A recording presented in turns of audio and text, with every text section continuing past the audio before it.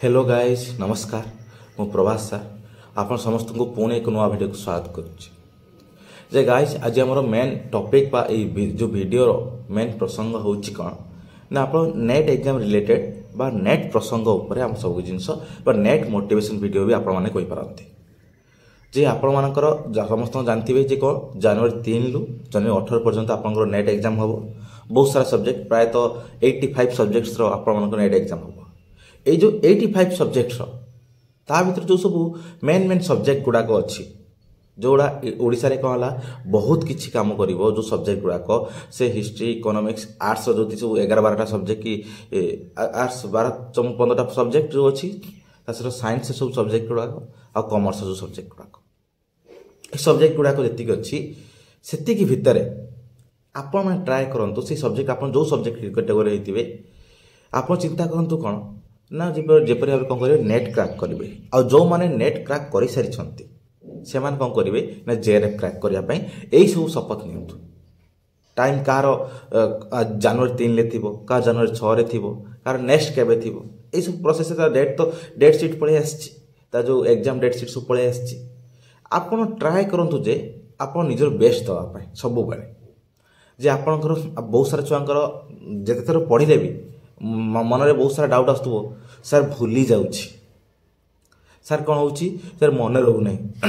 Question को ठीक से टैकल कर पारुनी ठीक से सब सार सब किसी पढ़ी जाऊँगी समय कौन सब कुछ भूली जाऊँगी जे आपंकर जो टाइम ड्यूरेशन जो थाए 3 घंटा ठीक से मेकअप कर पारुनी मोर बहुत सारा क्वेश्चन रही जाऊँगी ताको ना मु छाड़ दे आसूँ जहाँ पानी मारिदे आसूँ ये सब बहुत सारा जिनस थी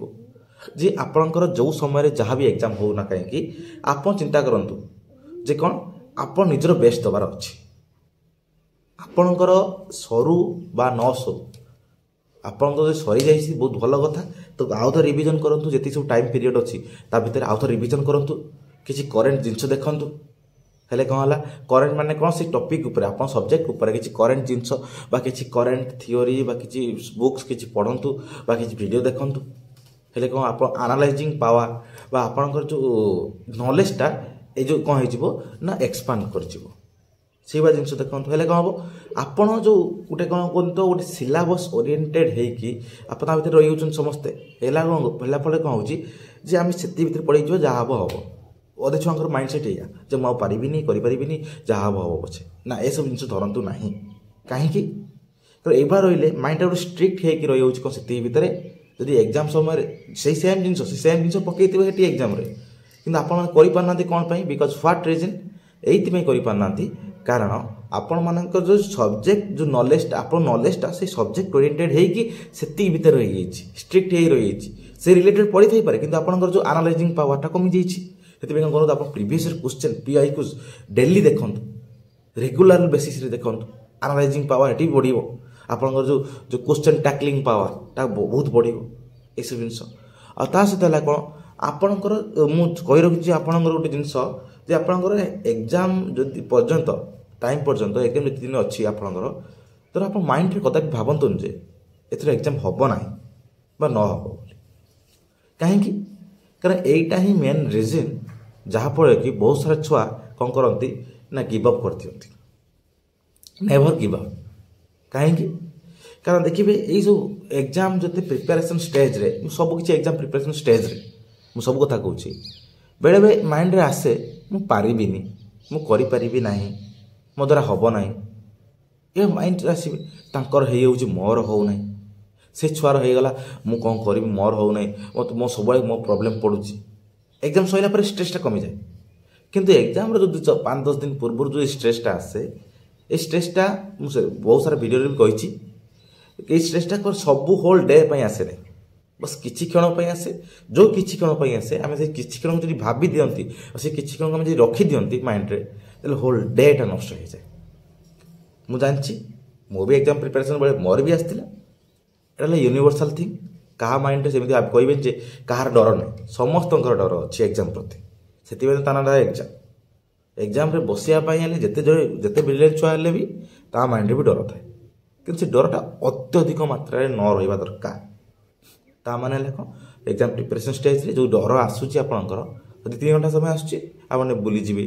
घर लोक कथा होइजिबे टिके परिवेश को टिके देखिए यही सब जिनसा हेले कौन हम हेले कौन हम ना माइंड का गोटे रिलैक्सेशन हम पुणी आसिक आप बैग पुणी पड़े और जी आप मोटिवेशन दौथुब ताकू टे कथा हेले कौन हम आपको रिलैक्स लगे आउ पुणी आप पढ़े आउ सब बड़ जिन आउ थे कही रखुच्छी जे आप सिलेबस को सारंतु भलसे सेकेंड कथा है कौन आप रिविजन करूँ 2-4 थर थर्ड कथा है कौन आप जो PYQs अच्छी PYQs को आप पारे जे थर तो पढ़ी कौन दरकार ना PYQs भी रिविजन करूँ थर 2 थर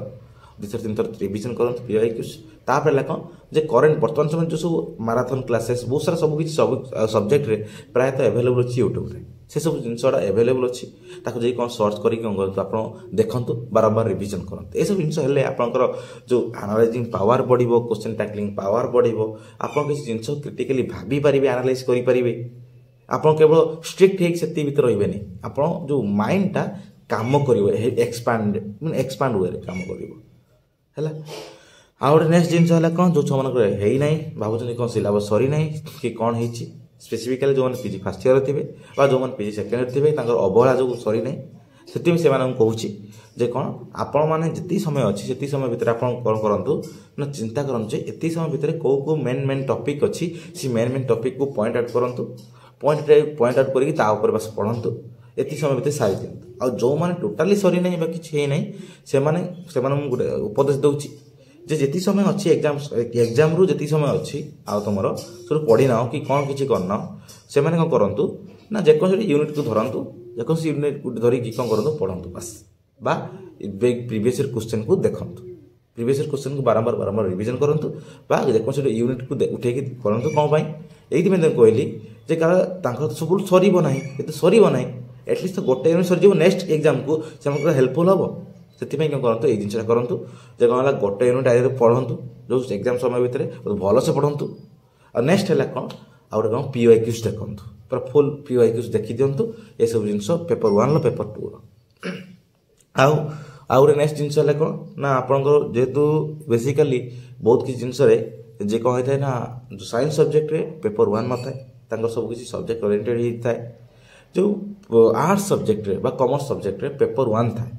पेपर 1 टा प्रायतः कौन होता है डिफिकल्ट थाए बहुत सारा छुआ मान से पेपर 1 स्कोर केमी भाव में भलसे करें मुझे कही रखुच्छी जे पेपर 1 जो जो ये सब यूनिट अच्छी जे 1 ରୁ 10 यूनिट पर्यंत आपण प्रायतः हाथ में अच्छी के यूनिट गोटे है टीचिंग एप्टीट्यूड आप करेंगे जब भलसे पढ़ी बस कनसेप्चुअल क्वेश्चन पड़े आराम से आप बुझिकी आप टीचर भाव में स्टूडेंट भाव में आप निजक माने ये करके आप निजे करेंगे से सब जिन टीचिंग एप्टीट्यूड करेंगे रिसर्च एप्टीट्यूड भलसे पढ़े एटा भी करेंगे कम्युनिकेशन भी करेंगे ये 3टा करगले तार कंप्रेहेंशन तो गोटे पैसेज पड़ो पैसेज अनुसार आप कले 4टा यूनिट आप आराम से कले तापर नेक्स्ट आसो कौन ना आप देखिए रीजनिंग पार्ट रे से रीजनिंग पार्ट रे कौन होची आपण मानकर जो गोटे letter series number series blood relationship direction ये सब जिन पढ़ुची से जो ओनली से पार्टा को ओनली पढ़ दिखाँ जो मान मैथमेटिक्स हो ना बस से पार्टा को ओनली पढ़ दिखाँ 2टा क्वेश्चन आप पाइबे से प्राय सब कौन हो 2टा क्वेश्चन पढ़ुचे ये सब जिन पाइबे यहाँ गोटे जिन नेक्स्ट है कौन लॉजिकल रीजनिंग को पढ़ु भलसे लॉजिकल रीजनिंग 4टा क्वेश्चन आस सेटार भी आपको कौन हम बहुत सारा हेल्पफुल हम आउ जो नेक्स्ट जो पार्ट गुड़ा रहा जे कौन ना गोटे है आईसीटी आब्रिविएशन पढ़ु ता बेसिक जिन बस जानापी चेष्टा करूँ डीआईटा कौन है आपको तलबीर सिंह सार वीडियो देखीदे बहुत भलसे बेसिक रू देखीदे सब जिन जो ओडिशा बिलंग कर चिन्मय सार वीडियो देखीदे हेल्ले कौन आप बेसिक जाने फास्ट तापर तलबीर सिंह सार को बुझे सब जिन होल डिटेल्स कौन हो आनालिसिस करा यहाँ कौन डीआई कारण डीआई 5टा क्वेश्चन पढ़ाटा थय माने थय डीआई पढ़ार मैंने पढ़ किंतु से कौन हुए ना से क्वेश्चन उपर डिपेंड करे केते को छुआ करें आटा जोटा करें कदापि से कौन करें ट्राए करें सब आगुतरा कारण तापाई ट्राए करके आप 10टा क्वेश्चन को छाड़ी दूसरी से आप जोटा आसुना बैक रखिदेवे जोटा आसुचे भल से पढ़ी आप करदे तार आउ थे देखीदे आप जो आप कौन हो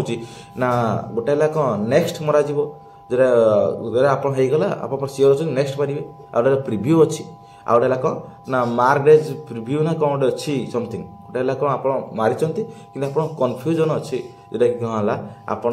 ନେକ୍ସଟ ଟାଇମ୍ ଆଉ ଥରେ ରିଭ୍ୟୁ କରିବା ପାଇଁ ଚାହୁଁଛନ୍ତି। ଆଉ ଗୋଟେ ହେଲା କ'ଣ ନା ଟୋଟାଲି ମାର୍କ ଫର୍ ରିଭ୍ୟୁ ନା କ'ଣ ଗୋଟେ ଅଛି, ଏଇଭଳିଆ ଜିନିଷ ଦୁଇଟା ଜିନିଷ ଅଛି, ଯେଉଁଟାକି ହେଲା କ'ଣ ଆପଣ ଛାଡ଼ି ଦେଇ ଯାଉଛନ୍ତି ଯେ କ'ଣ କେଉଁ ଜିନିଷଟାକୁ ଆପଣ ମାରି ଦେଇଛନ୍ତି କିନ୍ତୁ କ'ଣ କରୁନାହାନ୍ତି ଆପଣ